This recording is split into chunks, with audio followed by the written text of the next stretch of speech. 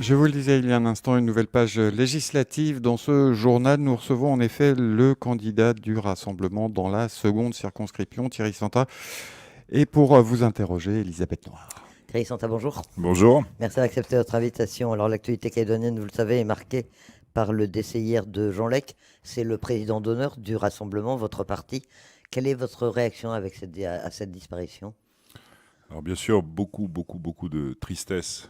J'ai eu la chance d'avoir de nombreux contacts avec Jean Lec, et dès le début même de ma vie professionnelle, puisque j'ai commencé ma vie professionnelle à la mairie de Nouméa, à l'époque où Jean Lec était le maire.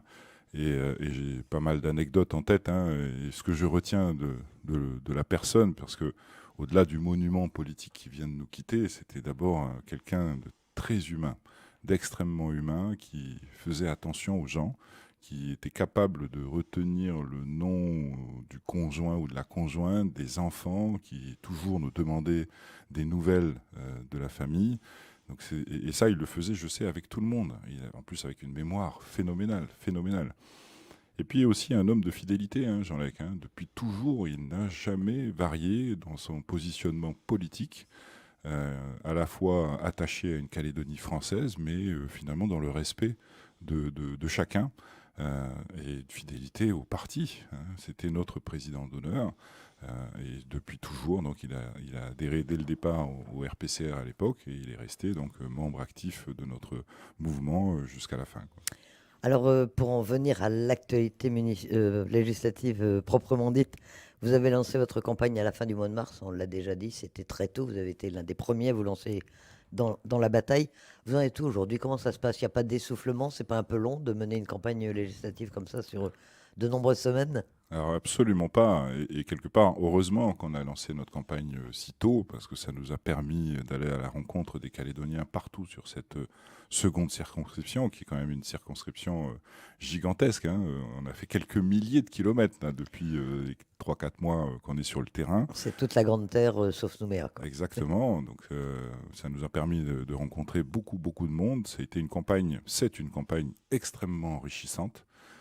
J'ai vraiment le sentiment d'avoir passé encore un palier dans la connaissance des Calédoniens, avec toutes ces rencontres que j'ai pu faire, que ce soit par des réunions publiques, mais surtout des rencontres privées, beaucoup de rencontres privées, pour comprendre la vie de nos concitoyens partout sur cette grande terre, et de constater ce que je savais peut-être déjà quelque part, mais ces spécificités qui sont les nôtres sur ce territoire. La seconde circonscription, c'est celle qui représente le mieux la diversité calédonienne, la diversité de la population calédonienne.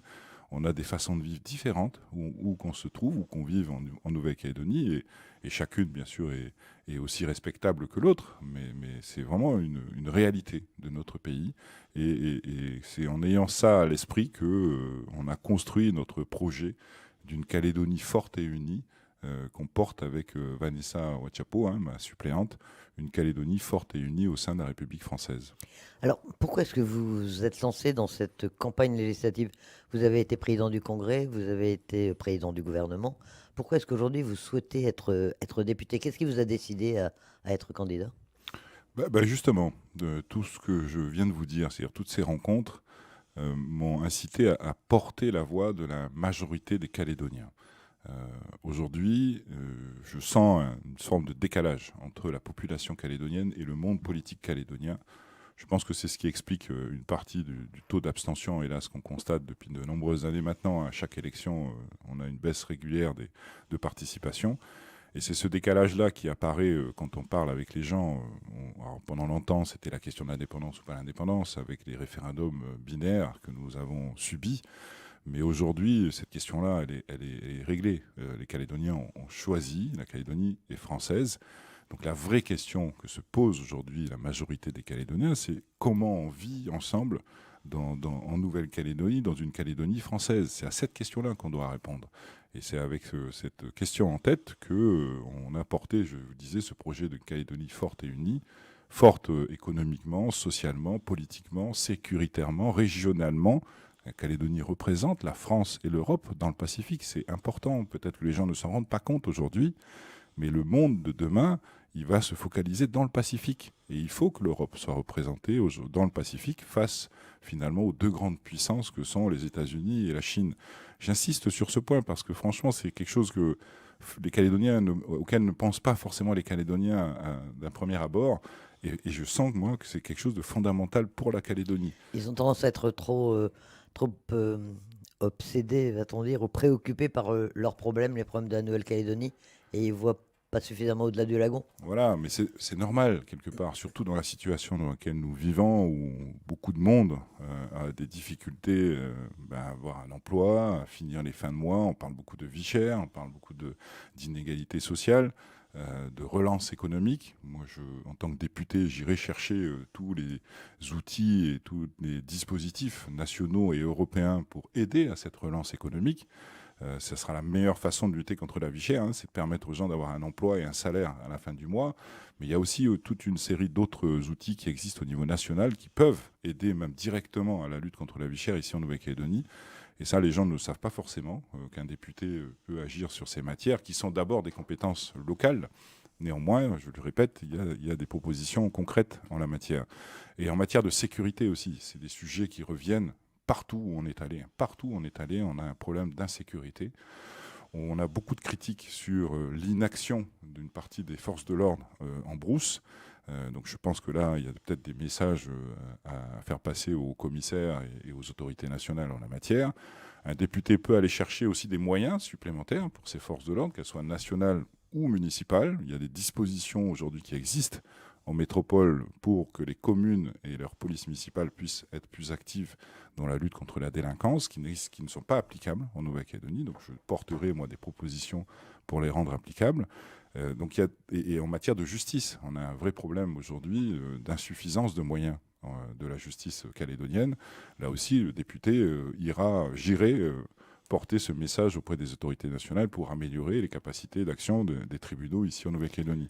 Alors, à vous entendre, c'est quoi pour vous le rôle exactement d'un député de la Nouvelle-Calédonie, et notamment du député ou des députés qui seront élus le 19 juin? C'est l'avenir institutionnel d'abord, puisqu'on entend tout le monde dire que les députés seront autour de la table de discussion. C'est la vie quotidienne des Calédoniens, le pouvoir d'achat, la vie chère, vous venez d'en parler. Ou c'est passer à être un interlocuteur des autorités parisiennes et porter un message à la métropole pour traduire ce que veulent les Calédoniens. C'est tout ça à la fois? C'est tout ça à la fois. Un député, par définition, ce sont les personnes qui votent les lois nationales. D'accord ? Donc un député, c'est d'abord un député de la nation. Et il doit avoir à l'esprit le bien-être de la population française au sens le plus large possible par tous les textes qu'il adopte à l'Assemblée nationale. Un député, ça a aussi une responsabilité de contrôle de l'action du gouvernement. Ça, peu de gens le savent. Ça fait partie de la Ve République. L'Assemblée nationale est là pour contrôler l'action du gouvernement central. Donc bien sûr que je jouerai ces deux rôles, mais un député calédonien, lui, par contre, a une spécificité que n'ont peut-être pas les autres nationaux, c'est qu'il est là pour faire passer l'information auprès de tous ses collègues de la réalité, de la situation de la Nouvelle-Calédonie, d'abord, et ensuite, dans le contexte particulier qui est le nôtre aujourd'hui de transition, avec des discussions à venir pour l'avenir de la Nouvelle-Calédonie, c'est aussi une personne qui va être autour de cette table des négociations demain. Et donc, à ce titre-là, cette élection est un peu plus importante, à mon sens, que toutes les autres précédentes, puisque, justement, les députés qui vont être élus participeront à ces négociations et auront surtout une voix particulière à ce moment-là, puisque ce seront les dernières personnes qui auront été élues à la majorité par les Calédoniens. On va revenir dans un instant sur le projet justement que vous portez par une institutionnelle, mais Thierry Santa, si vous êtes élu, vous siégerez dans le groupe LR, le groupe Les Républicains, c'est votre famille politique, vous avez l'investiture. Vous serez donc, a priori, en attendant de voir les résultats, vous serez dans l'opposition. À quoi ça sert un député de l'opposition? On entend notamment les candidats de la majorité présidentielle dire carrément que ça ne sert à rien. Alors, vous savez, le poids, encore une fois, de la parole des députés qui vont être élus, c'est les Calédoniens qui vont leur donner. Ce n'est pas le fait d'être soutenu par tel ou tel parti local ou être ami ou pas avec le président de la République. Non, c'est parce que les Calédoniens les auront choisis qu'ils auront le poids qu'ils devront avoir, encore une fois, dans ces discussions d'avenir. Je serai effectivement membre du groupe Les Républicains, puisque c'est ma famille national politique de toujours, le rassemblement que je préside, a toujours été affilié à la droite républicaine. C'était le RPR au début, l'UMP ensuite, maintenant les Républicains.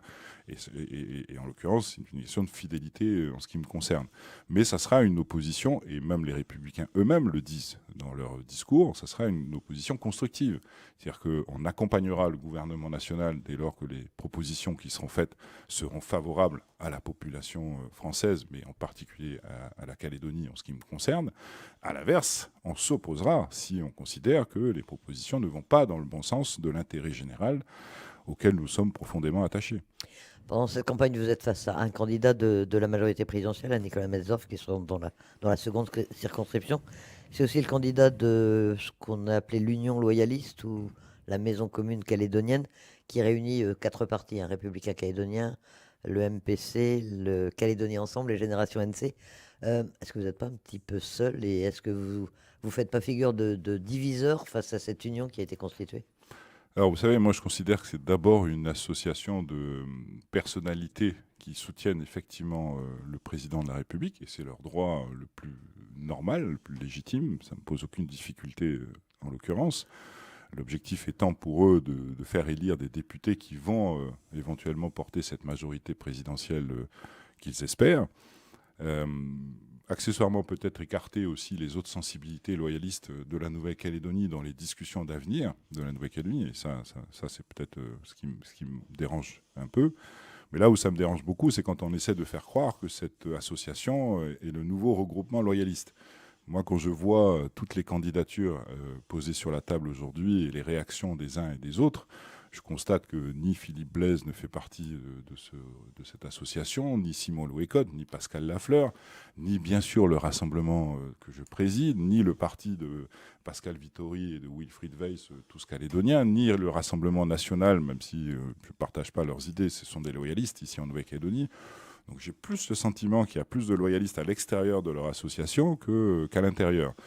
Donc voilà, il faut que les choses soient dites. Il faut que les Calédoniens ouvrent les yeux et ne se laissent pas embarquer par ce mensonge qu'ils essayent de faire passer. Mais est-ce que vous pensez que... On sait que les Calédoniens aiment bien l'union, ont besoin d'unité. Est-ce que vous pensez que vous arriverez à vous mettre, à vous entendre, à vous mettre d'accord lors des négociations sur l'avenir? Est-ce que vous pourrez parler d'une seule voix face aux indépendantistes quand il s'agira de préparer l'avenir institutionnel? Ou est-ce que les fractures sont trop fortes aujourd'hui? Vous savez, en politique, il faut être responsable. Et la responsabilité nous obligera, les uns et les autres, à se retrouver au lendemain de ces élections législatives. L'intérêt de ces élections législatives, ce sont des élections à 2 tours. Et ça permet aux Calédoniens de choisir. C'est les Calédoniens qui doivent choisir la vision de leur pays de demain, la vision de leur avenir, de l'avenir de leurs enfants. Ce sont les Calédoniens et personne d'autre qui doit décider à leur place. Donc c'est eux qui doivent choisir les députés de demain. Et donc l'avantage d'une élection à 2 tours, c'est que ça permet d'avoir ce choix au premier tour et ensuite au deuxième tour de s'aligner pour faire en sorte qu'un député non indépendantiste soit élu, en particulier dans cette deuxième circonscription. Mais ensuite, il faut bien comprendre que, je le disais tout à l'heure, ces députés auront une voix, un poids, le poids de leur parole sera particulier, justement, parce que ce seront les derniers élus par les Calédoniens. Et donc c'est bien leur vision de la Nouvelle-Calédonie qui sera la colonne vertébrale, qui devra être la colonne vertébrale de ce projet loyaliste. Et c'est sur cette base-là qu'il faudra qu'on se retrouve le lendemain de ces élections législatives pour, ensemble, tous les loyalistes, partager ce projet, le faire évoluer éventuellement sur certains points pour que tout le monde s'y reconnaisse, de manière à ce qu'ensuite on aille à la table des négociations avec nos partenaires adversaires indépendantistes et avec l'État. C'est bien une table à 3 qu'il faut envisager pour que les choses se passent bien. Et ben c'est sur la base de cette colonne vertébrale que les choses devront se faire. Vous, Thierry Santa, quel est le projet d'avenir que vous proposez aux Calédoniens? Sur quoi est-ce que vous faites campagne? Comment est-ce que vous voyez l'avenir de la Calédonie? C'est le slogan que nous avons choisi avec Vanessa, ma suppléante, c'est pour une Calédonie forte et unie. Unie parce que la Calédonie est une et indivisible au sein de la République française. C'est notre principe de base. À partir de là, ça veut dire quoi? Ça veut dire qu'il faut que chacun, ici en Calédonie, se sente à sa place. et considère sa place comme légitime ici en Nouvelle-Calédonie.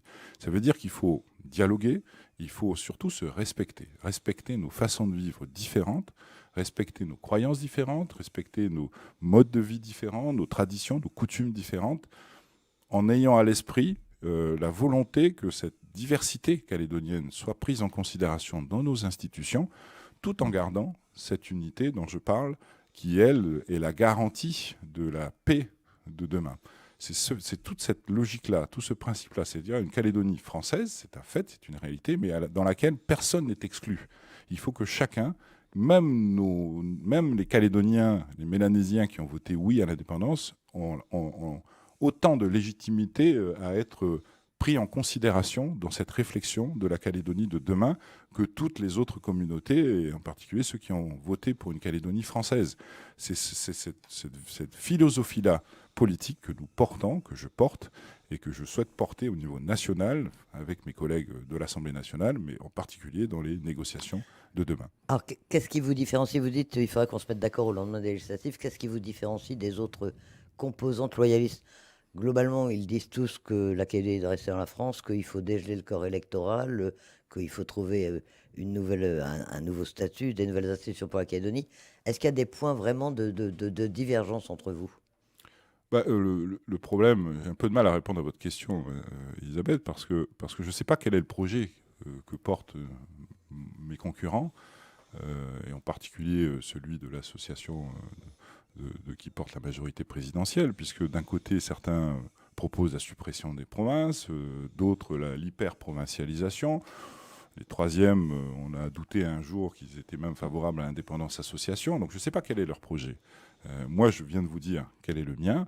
Et c'est un projet où, encore une fois, la Calédonie est française, mais où on doit chercher la manière de vivre tous ensemble, ici en Calédonie, dans le respect de nos spécificités et en permettant à nos enfants, à nos petits-enfants, aux générations futures de se projeter, parce que c'est de ça dont les gens ont besoin, de pouvoir imaginer leur vie et la vie de leurs enfants et ensuite derrière de leurs petits-enfants et autres, en sérénité, quoi, dans une Calédonie en paix où les gens vivent bien et vivent comme ils le souhaitent. Et je n'oublie pas, bien sûr, le monde économique, qui lui aussi a besoin de cette perspective. Pour investir, un chef d'entreprise, il a besoin d'avoir de la perspective. Et cette perspective-là, ça veut dire de la stabilité politique. Et je pense que c'est aussi une des raisons des difficultés économiques auxquelles nous sommes confrontés, c'est qu'on n'a pas encore cette stabilité. Donc il faut faire en sorte que ce soit le cas demain dans la Calédonie de demain. Des discussions à trois, mais les indépendantistes, vous le savez pour l'instant, ne veulent pas venir autour de la table. Eux, ils contestent même les résultats du troisième référendum. Comment les ramener autour de la table? Et puis comment discuter avec eux? Quelles concessions peuvent encore leur être faites? Est-ce qu'il n'y a pas un risque de se laisser aller à faire justement des concessions pour les ramener autour de la table, pour arriver à trouver une solution commune?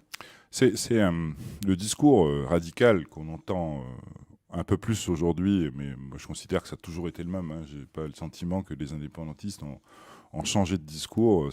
C'était le cas avant les accords de Matignon-Oudinot, c'était le cas avant l'accord de Nouméa, c'est aujourd'hui le cas à la veille de ces négociations d'avenir.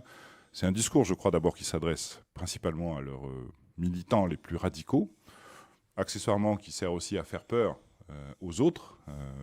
Et moi, je veux rassurer les Calédoniens. Je veux leur dire que c'est pas parce que les indépendantistes ont ce discours radical qu'il faut que nous-mêmes on l'ait en face, parce que la réalité, c'est que la Calédonie, elle est française. Par contre, réfléchissons ensemble pour trouver les voies de cette Calédonie harmonieuse dont je parlais tout à l'heure. C'est ça qu'on doit faire, et c'est pas autre chose. Donc ce discours ne me touche pas personnellement. Je ne considère pas comme étant un élément de pression plus que ça. Vous ne pensez pas qu'il faut surenchérir sur leur... C'est ce que certains disent. Moi, je considère que c'est une posture au départ, mais à partir de là, ça n'empêchera pas ces discussions demain. Et il y aura des négociations demain à 3, quoi qu'on en dise et quoi que disent les uns et les autres. Ça se terminera autour d'une table de discussion à 3, les indépendantistes d'un côté, les loyalistes de l'autre et l'État. Et l'État a les moyens de faire en sorte que ça se termine de cette façon-là. Un des sujets qui sera le plus discuté sera la question du corps électoral, où les indépendantistes parlent de gel définitif du corps électoral. Nous, on porte le dégel du corps électoral, ça fait partie de respect collectif dont je parlais tout à l'heure. On porte des gels du corps électoral, donc forcément, c'est un sujet qui va devoir être discuté. Si rien ne se passe d'ici là, ça veut dire que les prochaines élections provinciales en Nouvelle-Calédonie se feront avec un corps totalement ouvert. Parce que c'est ça la réalité juridique. L'accord de Nouméa est fini. Donc cette disposition-là en particulier s'appliquera avec un corps électoral ouvert. Et ça, j'imagine bien que les indépendantistes n'ont pas du tout l'intention de laisser faire les choses. Donc c'est, à mon avis, un des points pour lesquels ils viendront autour de la table des négociations. Et puis il y a d'autres moyens. Hein. L'État dispose quand même de pouvoir de pression, en particulier quand on a un gouvernement indépendantiste aujourd'hui qui est en train d'essayer de se dépatouiller de la situation économique, sociale dans laquelle on se trouve. Ben, ça peut aussi être des outils que l'État utilise pour inciter tout le monde à venir autour de la table des négociations. Rapidement, 2 points. L'abstention, tout d'abord, vous y faisiez allusion tout à l'heure, mais vous pensez que les Calédoniens sont intéressés par ces élections législatives? Vous pensez qu'ils vont se déplacer ou comment les mobiliser? Alors à chaque fois qu'on organise des réunions, des rencontres, comme je le disais tout à l'heure, c'est un des messages principaux qu'on essaie de faire passer pour essayer de, à nouveau, intéresser les Calédoniens. Parce que, hélas, le constat, c'est qu'effectivement, beaucoup se sont éloignés de la politique parce que ne se reconnaissant plus dans ce qui se passait au niveau des institutions et des partis politiques, avec ce discours très radical de la part des uns et des autres, alors que la population, et je dis bien la population dans sa globalité, toute communauté confondue, veut passer à autre chose, veut pouvoir se projeter et donc dépasser ce clivage traditionnel, binaire, d'opposition des uns et des autres. Donc moi, j'essaye de leur expliquer que ma volonté, c'est bien celle-là. C'est bien celle-là, et donc de rassurer encore une fois les populations, la population calédonienne, et de leur permettre de les inciter à m'accompagner dans cette démarche en allant s'exprimer démocratiquement le 12 juin prochain, au premier tour, et le 19 s'il y a un deuxième tour, pour pouvoir porter cette vision, encore une fois, de la Calédonie et m'aider à la porter pour demain. Vous avez commencé votre campagne fin mars, les élections c'est dans 10 jours maintenant. Il vous reste quoi à faire dans quels endroits vous n'êtes pas encore allé ou vous avez prévu d'aller dans les prochains jours? Honnêtement, je suis déjà allé partout, et même plusieurs fois en l'occurrence. Mais si je peux me permettre de faire quelques publicités de mes réunions futures, Madame Noire, il y a une prochaine réunion, pas plus tard que ce soir, au studio 56 à Dembéa, où tous les Calédoniens sont invités à y participer. On a ensuite une autre réunion mardi prochain, publique, à Koné, au Pitiri, à Koné, à 18h. À chaque fois, c'est 18h. Hein. Ce soir à 18h et donc mardi à 18h. Et surtout, on a notre grosse réunion de fin de campagne mercredi soir au Centre culturel du Mont d'Or, où là, toute la population calédonienne est invitée à y participer. Et enfin, on terminera par une petite réunion finale quand même à Bourail, le vendredi 10, au cinéma de Bourail, où là, on invite toutes les personnes de la région à également venir y participer. Ben voilà, comme ça, le programme est connu. Thierry Santa, merci d'accepter notre invitation ce midi. Merci pour l'invitation.